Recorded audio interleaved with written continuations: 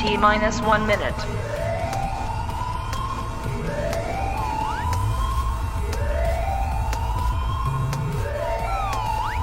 T minus 50 seconds.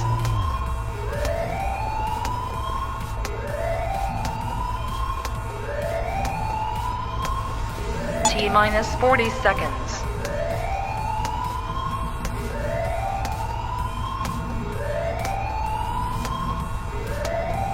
T minus 30 seconds.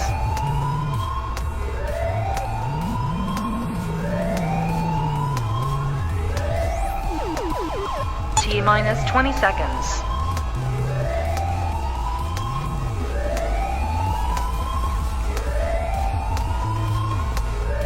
Ten, 9, 8, 7, 6, 5, 4, 3, 2, 1, 0.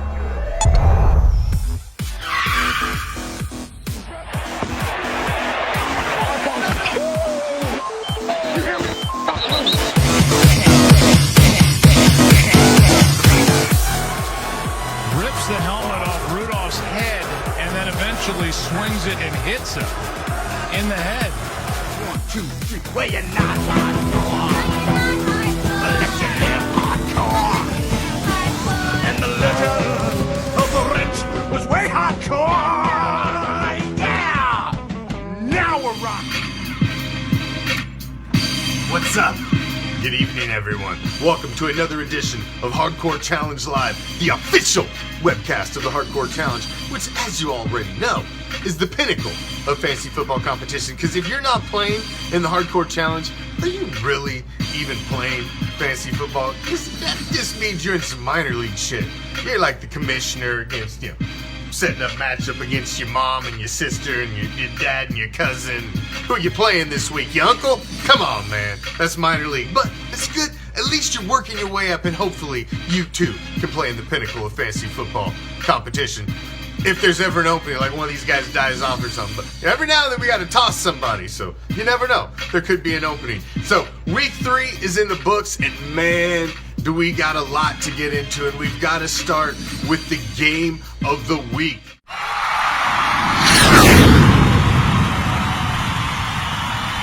We had to take it over to the NFC. The first 2 games of the week, I predicted them right, but they took place in the AFC side of the Hardcore Challenge, and we needed to jump over and get some life in the NFC. And this week, it went down the NFC as we had Pack Attack is back, who set the record with 257 points scored last week, breaking the record of 256, owned by the Beaver Street Roar in the single game scoring record. So he's off and running. Corey, Pack Attack is back. Faced off in divisional matchup, the last of his first divisional round games against Knoxville Assassin, former champion. And as I predicted, Corey took him down, and it was a straight shootout. 185 to 181. It went down to the wire. Exactly what we want to see in our game of the week. Congratulations to Pack Attack is back. Now it's time to see who those big ballers are.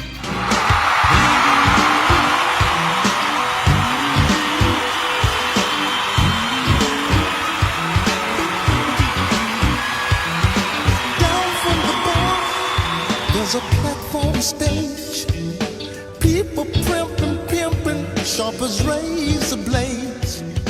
Yo, check out Homeboy. Big baller of the NFC was Joey's Tank Top with 197 over Average Joe.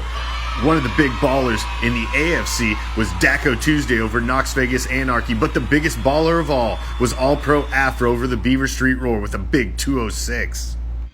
And now it's time. But it's the second week. Let's see if we've had any movement on the Hardcore Challenge Power 5.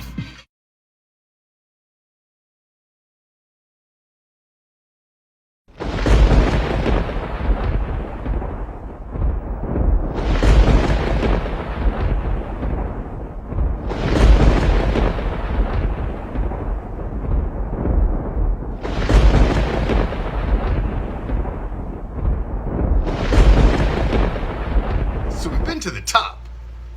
So what does that mean? That means we gotta go to the bottom. And there's so many teams sitting at 0-3 that, man, we had to compile the first of the season. It's the first shit list. Ew, I stepped in shit.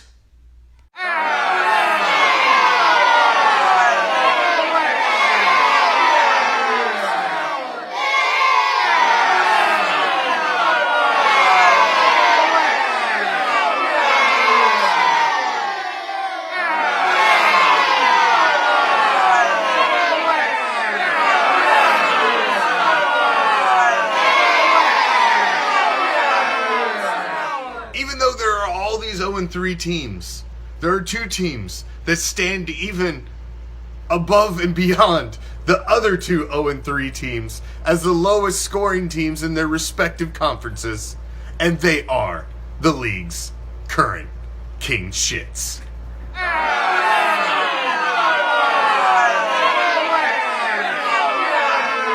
King shit in the AFC is none other than yours truly at 0-3 with the lowest points scored, and king shit in the NFC is Big L the same way.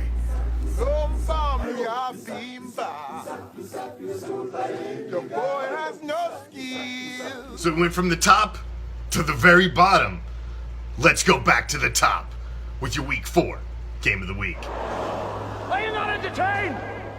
Are you not entertained? Week 4 Game of the Week. Is this not why you are here?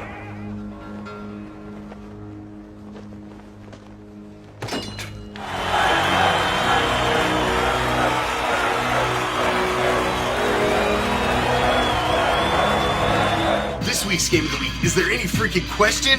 I mean, there's only really one option. You've got number 1 against number 2 in the Power 5. You've got number 1 against number 2 in fantasy points scored. You've got 3-0 against 3-0. First place in the Great White North of the NFC against first place in the Elite East of the NFC. It's Pack Attack is back, coming off last week's Game of the Week victory in the shootout over Knoxville Assassins, facing off against lucky number 11. This is a big shootout right here, and really gonna show you who the top team in the NFC is right out of the gate in Week 4. We're gonna see somebody's gonna take a step forward to being that number 1 seed early in the season. 4 weeks in, somebody's going to 4-0. Somebody's dropping to 3-1 and possibly losing that sole possession of first place. Who's it gonna be? I'm picking Corey for back-to-back Game of the Week wins. But Pack Attack is back. He's moving to 4-0. He's living the dream season. He's feeling the high life. He's on cloud 9. He's ecstatic. He's sitting with a big fucking stiffy right now. Doesn't know how to doesn't even know how to act. He's never been here. He's only been to the playoffs once. No playoff victories. He doesn't know how to act. He's just losing his mind. We'll see if he can continue the run and make it 4-0, but I'm picking him in this week's Game of the Week. Now, before the season started, I made my predictions on who I thought would win the divisions, the wild cards, who would be the shit heels, who was going to the hardcore bowl, who's going to win it all. And let's see how I'm faring thus far. Let's start in the AFC. I had Mr. Rogers' Neighborhood winning this division. Currently, he's sitting at 3-0 and is leading this division in sole possession. I only had one team in the Elite East out of the AFC making it. That was Bison Broncos, and currently they're sitting at 0-3. Way to go, Kent. You were my Super Bowl pick this year. Yeah, and you're making me look bad. Good Lord. 0-3. Maybe you'll get one. Just get off the snide. The Wild West, I had Stinky Pinky, and he is currently sitting at 3-0 and running away with that division as I had picked. But the Dirty South of the AFC is topsy-turvy, man. I had Silver and Black Attack in as a wild card, Beaver Street Roar returning as the division champion, and right now they're sitting at 0-3 and 1-2 respectively, as Bucker Raiders 3-0, and All-Pro Afro all of a sudden putting up insane points the last 2 weeks and sitting at 2-1. So that division is just all over the map. And at wild card, I had Bad Company and Silver Black Attack. Bad Company is sitting at 1-2, and Silver Black Attack, my team's sitting at 0-3. So not my predictions in the AFC. I'm a little all over the place. In the NFC, I had Skull Crushers picked in the Great White North. They're only sitting one game out of first at 2-1, so that's not bad. Lucky number 11 is sitting at 3-0. I didn't even have them picked in the playoffs, and they're killing it. Pack Attack is back. I didn't have in the playoffs at all, and he's the number one dog right now in the entire league in the Elite East. In the Wild West, Black Hole is currently sitting at 3-0. I had Renegade Misfits taking this one. I thought Travis would have a resurgence, and he's sitting at 0-3, making me look like a jackass. Thanks a lot, Travis. Between you and Ken, I'm looking like a fucking schmuck here. Dirty South. Joey's Tank Tops is 2-1, is sitting on top. I had who did I have taking this one?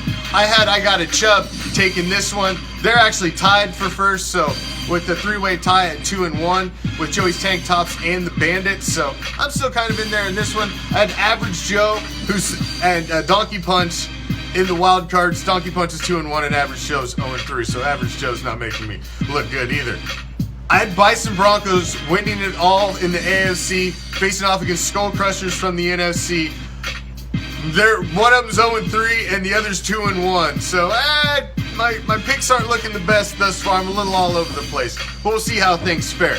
Get ready for week 4 of your hardcore challenge. Quick rule reminder: we did have a few of you guys who had to remind last week. Remember, everybody needs one defensive player on the bench at all times. We added the extra defensive flex position, and we added the extra bench spot to support the defensive side of the ball. We don't want guys draining the talent pool for the offensive side of the ball. So please, remember, one defensive spot on your bench at all times.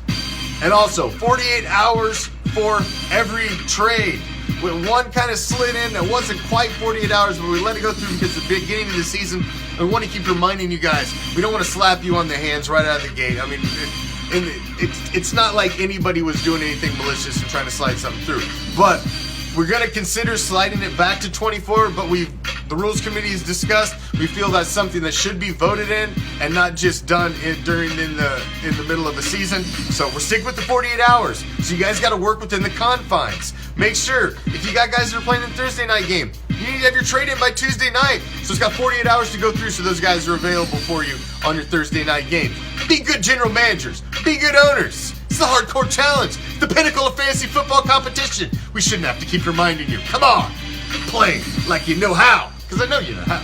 So get ready, week 4, man. It's been a crazy season already.